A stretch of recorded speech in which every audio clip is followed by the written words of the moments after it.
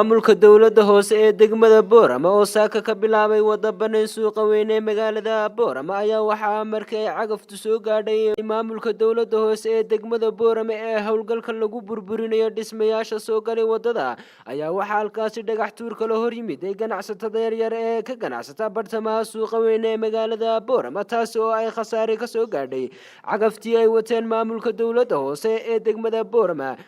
intaasi kadib waxa goobtaasi soo gaadhay ciidanka booliska ee degmada boorama oo iyagu xabada ku kala kaxeeyay dadkii ka hor yimid howlgalkani ay saaka ka waday maamulka dawladda hoose ee degmada boorama intaasi kadib xogayaha dawladda hoose ee degmada boorama xasan yuusuf riiraash oo aan isku daynay inaan wax ka weydiino howlgalkani ayaa waxa uu yidhi loo furayaa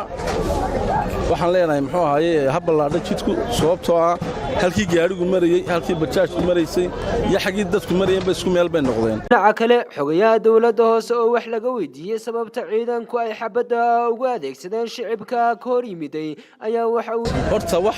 dhacay ma jiro dee howlgal la fulinayana lama odhanayo waxa ma dhicin waxaan leenahay muxuu ahaye qaar dad shicib oo badan oo meesha ku soo buuqaa lagu kala kaxaynayay iyagoo dadka qaarkood badankoodu daawanaya furista wadaarkaas waxaa soo shicib oo jooga nin hawl hayaa ma jiro wuxuu daawanaya halkee laga shaqayn bal kii meesha furanaya way mashquuliyeen anagiibana mashquuliyeen shicibku waxaan leenahay ka dheeraada inta howlgalku socdo muxuu ahaye meherad waloo dhagaxa uu qofkii ku ganacsanayay buu ka soo baxay oo hortiisii buu soo degay meheradii dhagaxan buu ku noqonaya wadadu banaynaya odayaashu ay kuwa laftoodu waa bacadlaha bannaanka u soo baxay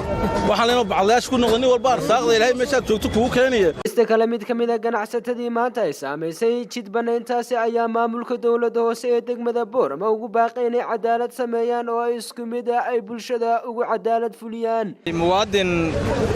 ree awdala waxaan aad uga xumahay dhibaatadana soo gaadhay waxaad arkaysiin alaabtii oo la naga jajabiyey way fiicnaan lahayd in ma garanaysaayay anigu haddaan maayar ahaan lahaa oo halkan hortayda guri laga dhiso maan ogolaadayn laakiin waxa wanaagsan cadaalad in la sameeyo oo dadka ay sinaadaan waxa weeyaan maahan in la dhaafo in la burburiyo aad baan ugu faraxsannahay dhibkana soo gaadhay ayadoo dhibaatana soo gaadhay oo yihiin muraayadaha iyo kuwan halkan yaalla ee la burburiyey haddana waxa weeyaan waanu ku faraxsannahay haddii laga qabanayo jidka wax waan aad iyo aad baan u bogaadinaynaa maayarka laakiin waxaannu leenahay waddada laftarkeeda yaa kiraysane sakariya saxane CNA TV boorama